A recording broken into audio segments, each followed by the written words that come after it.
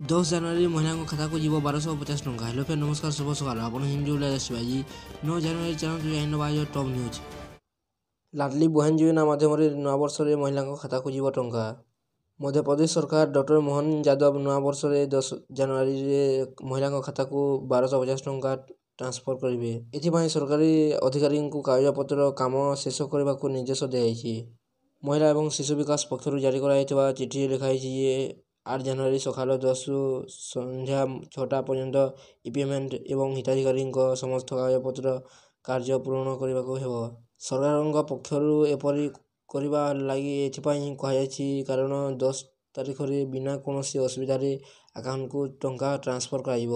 ଲାଡଲି ବହନ ଯୋଜନାର ମୁଖ୍ୟ ଉଦ୍ଦେଶ୍ୟ ହେଉଛି ମହିଳାଙ୍କୁ ଆର୍ଥିକ ସହାୟତା ପ୍ରଦାନ କରିବା, ଯାହାଦ୍ୱାରା ମହିଳାମାନଙ୍କୁ ପ୍ରତି ମାସରେ ଏକ ଫିକ୍ସଡ ଆମାଉଣ୍ଟ ସେମାନଙ୍କ ବ୍ୟାଙ୍କ ଆକାଉଣ୍ଟକୁ ପଠାଯିବ।